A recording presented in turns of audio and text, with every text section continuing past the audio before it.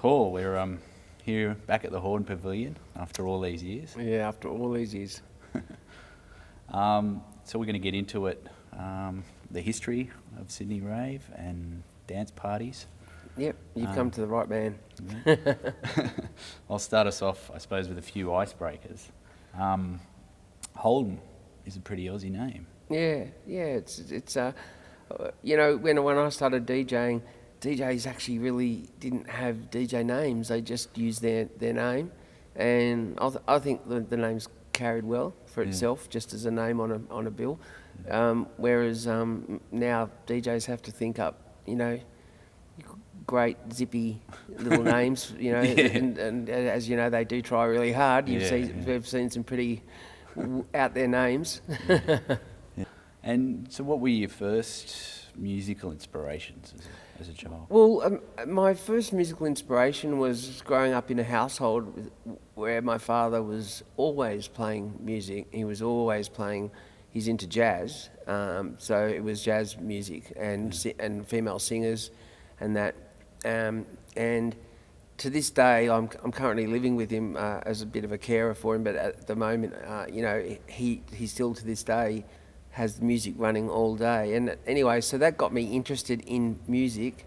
And I remember being only about 9 or 10, and actually there was Tandy was out around then, the electronics store, and they sold strobe light kits and flashing light kits. And I remember, you know, buying a strobe light kit and a flashing light kit, and my dad had a reel-to-reel recorder, and I'd record onto the reel-to-reel recorder all of the different dance songs I wanted, and I'd just edit them onto the tape and set up the lights in my rumpus room, and I'd have friends over, and I didn't realise, but I was actually staging a mini dance party for sort of like 10 friends at the age of 10, long before I got into the business that it became. Yeah. So Paul, one of the things that I'm really excited about to have you here is to discuss what the scene was like in the early 80s. Mm-hmm. It's something we've only touched on in Sydney Rave history, but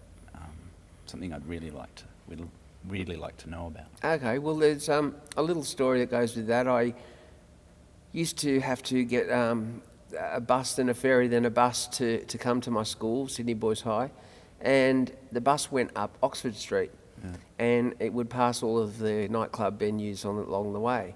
And I actually remember as the bus passed the Exchange Hotel, I used to think, you know, oh God, I wonder what goes on in there, you know, like I was kind of scared of the place, and I didn't even know really what it was, because it was part of the gay scene, and that I just sort of envisaged, I don't know what I envisaged, but anyway, little did I know that a year later, I was their resident DJ. So, Paul, you said you were playing in gay clubs on Oxford Street before coming here to the Holden. Yeah, what happened was, as I mentioned, I was, used to pass the Exchange Hotel every day. A year later, after being very disappointed in school and feeling really lost, I left school in year 10, actually, and I had no idea what I was going to do. And for a short time, I was managing a record shop, and then I was going to Luna Park to operate a ride, and then going from Luna Park to a nightclub on Oxford Street called the Detour, which is long since gone, but it is still another nightclub. I can't remember the name. It's an underground club opposite where the old Aubrey used to be. And I was a glassy. I used to pick up glasses, and the DJ who was the resident there said how he was going overseas for a year. And I thought, if he's going overseas for a year, he'll be leaving this club. And I didn't want to work there, but the Exchange was the really cool place to be. The sex change. So I thought, well, I'll give it a go. So I went down, asked for the manager, and I said, look, I know that, as he was called, Timmy Turntable, was going to be leaving, and I said, have you thought of a replacement for him? And they said, no, we haven't planned that yet. And I said, well, look, I think I could do a good job. And at the time, at home, I had 2 turntables and a mixer, and had self-taught myself basic beat mixing. and so I was given that job, and they loved me. And then the Exchange also owned across the road Patches, which became DCM. Yep. But it was originally Patches. Okay. And they were having trouble with their resident DJ there. He was popping too many pills, punching out too many drag queens. And so they sacked him, moved me across the road and made me the full-time resident. As I said, after only 4 months at the Exchange, slammed into Patches, which slammed me into getting, to have to be up knowledgeable about what was going on musically. And at the time, I actually used to listen to 2JJJ for music suggestions, because they were playing things that I was writing the name down of and thinking, I have to get that, I must get that. And what I'm getting to is that the music was very varied. It was the beginning of the new wave era. Yeah. So when I was playing at the Exchange and then Patches, we were covering everything from Canadian electro disco, Italian house and disco, to new wave, and it would be all it was a real mishmash of styles. Adam and the Ants, Culture Club. It was such a mishmash. New Order, all of this sort of stuff. So it was a mishmash of electronica, new wave, dance rock like New Order. Yeah, so the early 80s really was a very, very, very creative time in music. And the Human League comes to mind, Heaven 17. And I don't know to the listener if they wouldn't remember some of these acts, but Frankie Goes to Hollywood, just all of those kind of acts, So, moving from Oxford Street, how did you get onto putting on a Bacchanalia or? Yeah, well, what happened was, I was living with a fat mate and in Surrey Hills, and we were attending Mardi Gras one night.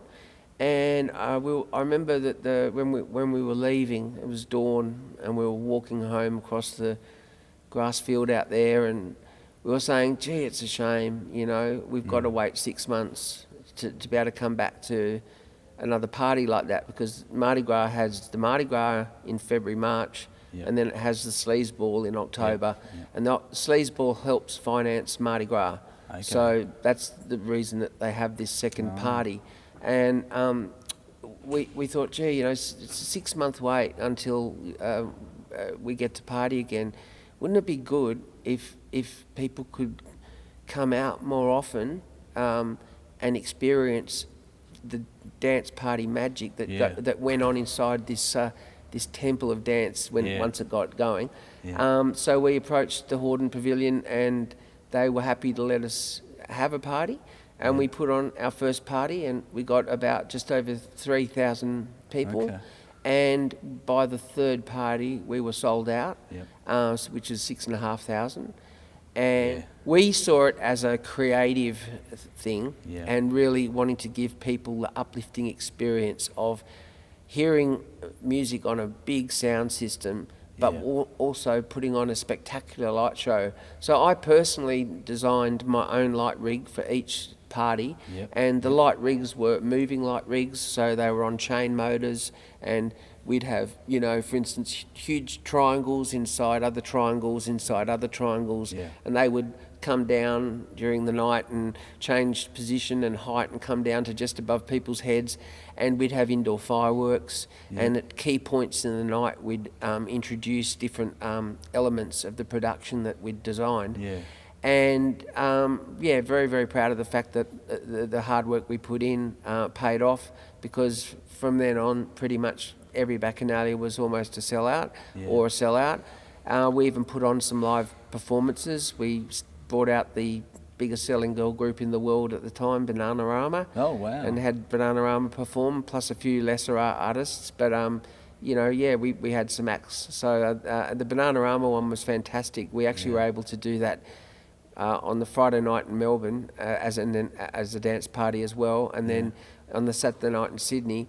And on the Saturday night in Sydney, the Bacchanalia with Banana Armour was sold out, and there was easily 2,000 people outside wanting tickets. So it was a very successful night. And literally, the moment they went off stage, I just dropped the needle, hit the first record, and went on till dawn, and nobody left. Everyone stayed. It wasn't like a concert where everyone just rushes out the door. The people stayed for the dance party because it was a Bacchanalia, and including the girls from Banana Armour. They had a great time. One of them had too good a time. It had to be sort of carried out. So I have many great memories of this room. Chris Adams, a member of Sydney Rave history, said, quote, "Nothing will ever compare to Bacchanalias, where Paul had all control from lighting rigs to the always pumping sound systems. Rare these days. A perfectionist, and rightly so." Oh, well, gee, I'm very flattered to hear that. And it also is nice to know that people appreciated the effort. That's really great, because we didn't cut corners. You know, we would hire the biggest and best sound system you could get at the time. A lot of the promoters would put in really shitty sound systems just because they got it cheap. For us, it was about the biggest and the best. So, very flattered by that comment. Thanks for passing that on to me. Yeah, well, I've discussed it with you before. You're always about the sound. That's something that's really troubled me. I've been lucky enough through my career to play nationally, and for about a good 10 years there, I was doing sort of pretty much about twice a month I'd play in a state. And I've played in every city in Australia many times over, including places like Adelaide and Brisbane in particular. 20 or 30 visits easy. And also toured with people like Ultrasonic and when they were here, Tony DeVitt, a few others like that. They've come out, and then I've gone on tour with them around the country.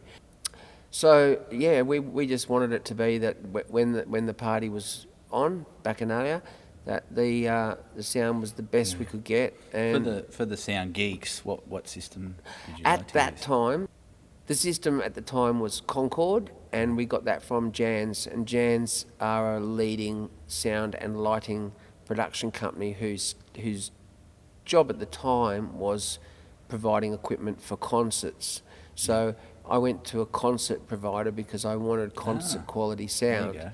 And the Concord system, even though it's now been surpassed by the VDOX systems that they have today, which I don't particularly like. The VDOX system has a very narrow range of fire and needs lots of subs to really make it work.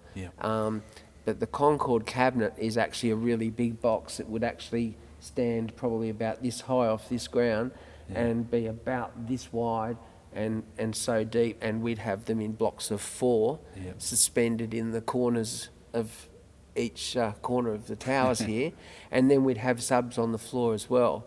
So you walked onto the floor and the sound was just magic. And the people that we went to, Jan's, for the Concord system, they'd never been asked to lend out their speakers for a dance party. They thought it was really strange. But then once we kept coming back to hire it, they were Pretty converted.